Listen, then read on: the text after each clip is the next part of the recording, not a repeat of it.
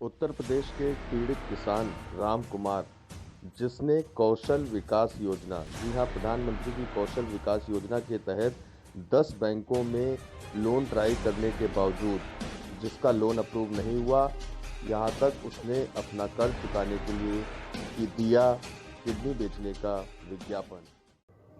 नमस्कार दर्शकों, सभी को मैं सादर प्रणाम करता हूँ।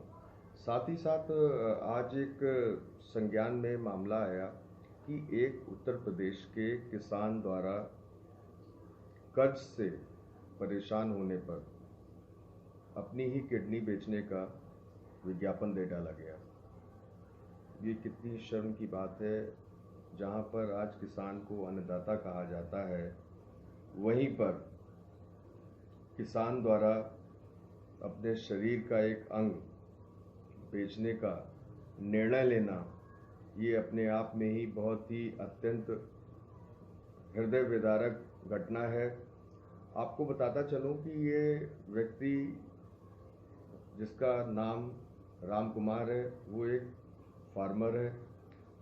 पिताजी इनके पवन सिंह उनका नाम है, और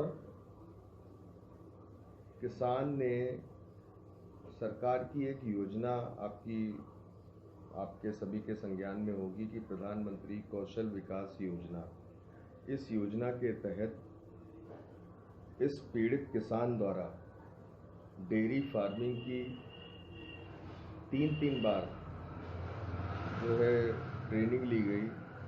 डेयरी फार्मिंग की ट्रेनिंग लेने के बाद इस पीड़ित किसान ने नंबर ऑफ टाइम्स की अगर हम बात करें तो 10 टाइम्स ही has applied for bank loan against the same dairy farm के लिए।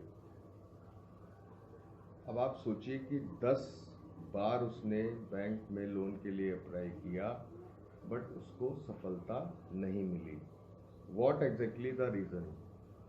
बैंकों में, चाहे वो प्राइवेट बैंक हो या सरकारी बैंक हो, बैंक की स्थिति ये है कि आपको, अगर आपके पास पेपर्स नहीं हैं, आपके पास पैसा होना चाहिए। प्राथमिकता ये नहीं कहती कि आपके पेपर पूर्ण हैं या नहीं हैं।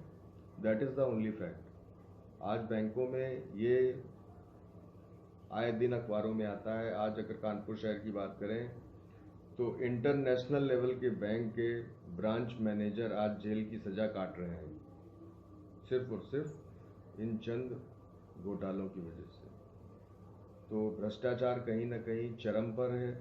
उसी का ही खामियाजा इस पीड़ित किसान को भुगतना पड़ा। आप खुद बताएं कि अपने शरीर का अंग बेचने के लिए उसने एक साहूकार से 10 लाख रुपए लिए कि उसे डेयरी फार्म ओपन करना है। उसने डेयरी फार्म ओपन करने के लिए 10 लाख रुपए हाथ पैर जोड़ के किसी साहूकार से लिए, लेकिन उसको उस पर भी सफलता नहीं मिली और वो कर्ज में डूबता गया। अंततः उसको ये डिसीजन लेना पड़ा। जरा सोचिए उन बैंकों को, मैं तो कहूँगा ऐसे बैंकों को चिन्हित कर इन पे कड़ी से कड़ी कार्रवाई इसलिए होनी चाहिए कि ऐसे भ्रष्टाचारी बैंक कर्मियों को आगे ऐसा करने के पहले सोचना पड़े। दूसरा, ऐसे पीड़ित व्यक्ति जो बैंकों के चक्कर लगाते रहते हैं लेकिन उनको सफलता नहीं मिलती, ऐसों को सबक मिले।